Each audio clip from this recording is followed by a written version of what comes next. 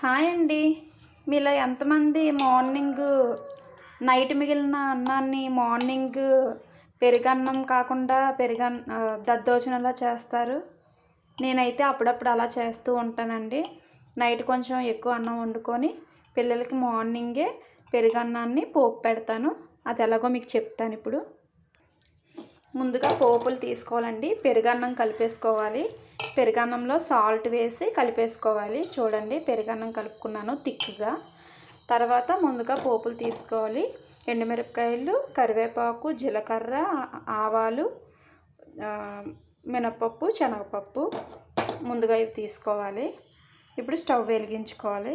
Stove వెలిగించానండి. ఇప్పుడు కొంచెం oil వేసుకోవాలి.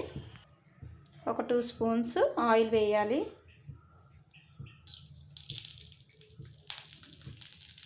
నేను అప్పుడప్పుడు ఇలా చేస్తూ ఉంటానండి. రోజు ఇడ్లీ, దోశ, ఉప్మా ఇలాంటివి చేస్తూ ఉంటాను. అప్పుడప్పుడు వీక్లీ వన్స్ ఇలాగా అంటే పెరుగన్నం కూడా తిన్నట్టు ఉంటుంది, పిల్లలకి కొంచెం స్పెషల్గా ఉంటుంది అన్నట్టు అప్పుడప్పుడు ఇది కూడా చేస్తూ ఉంటానండి నేను. ఇప్పుడు ఈ పోపుని బాగా వేపుకోవాలి. పోపు బాగా వేగిన తర్వాత ఆ పోపుని మనం కర్డ్ రైస్లో వేసేసుకోవడమేనండి. ఉత్తి కర్డ్ రైస్ అయితే పిల్లలకి తినాలనిపించదు. ఇలా పెరుగన్నం తింటే కొంచెం బాగుంటుంది. అందులో కొంచెం పసుపు కూడా వేసుకుంటే హెల్త్కి మంచిదండి. పసుపు కూడా వేస్తాను. లోపల ఏమైనా బ్యాడ్ బ్యాక్టీరియా ఉంటే చచ్చిపోతుంది. పసుపు కూడా వేస్తాను అప్పుడప్పుడు. ఇంతేనండి, పోపు వేస్తానండి. ఫైనల్గా పెరుగన్నం ఇలా వచ్చిందండి.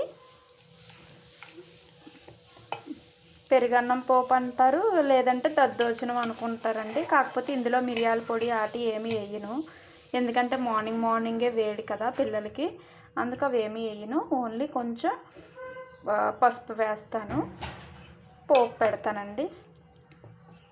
ఇప్పుడు పిల్లలకి ఇచ్చేస్తే తినేస్తారండి హ్యాపీగా.